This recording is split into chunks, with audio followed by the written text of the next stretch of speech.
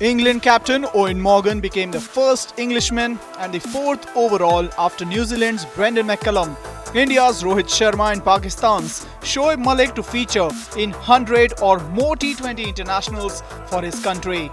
Morgan achieved the feat when he took to the field against India in the third T20 international at the Narendra Modi Stadium in Ahmedabad on Tuesday. Indian captain Virat Kohli has extended his full support to struggling opener KL Rahul, who registered his third duck in the last 4 innings for the Blues in T20 internationals. Kohli added that Rahul is a champion player, one of the best batsmen in the team, and the right-hander will continue to open for the remainder of the series. Former Indian opener Gautam Gambhir has slammed Team India's decision to drop Suryakumar Yadav for the third T20 international against England. Suryakumar Yadav, who made his international debut in the second T20 international against England, didn't get a chance to bat as India won comprehensively by 7 wickets.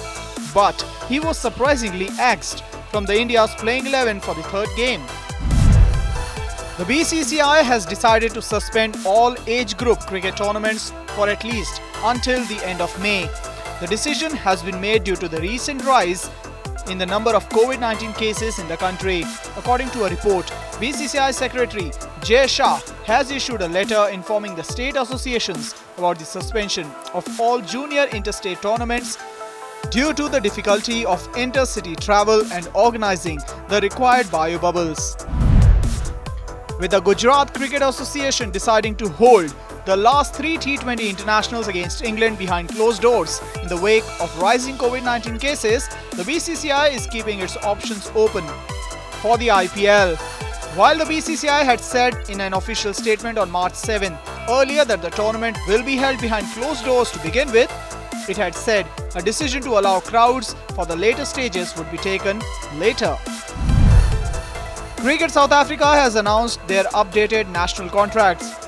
Heinrich Klaasen has replaced Faf du Plessis in the men's list, while Lara Goodall has been included as well, with the women's list seeing an increase from 14 to 15 players. Both Heinrich Klaasen and Goodall have been awarded their first national contracts by the CSA. Murali Srishankar on Tuesday qualified for the Tokyo Olympics in the long jump event after he set a national record in the ongoing Federation Cup. The 21-year-old Srishankar set a national record after making a jump of 8.26 meters in his final attempt at the Federation Cup, and as a result, he attained qualifications for the Olympics. Real Madrid beat Atalanta a 3-1 drubbing at home to storm into the Champions League quarterfinals on Tuesday with a 4-1 aggregate overall. Striker Karim Benzema scored 6th goal in his last 5 outings for Real Madrid and played one of his best games for the Spanish Giants. Manchester City marched into the quarterfinals of the Champions League for the 4th straight season after a 2-0 win over Borussia Mönchengladbach on Tuesday to complete a 4-0 aggregate victory.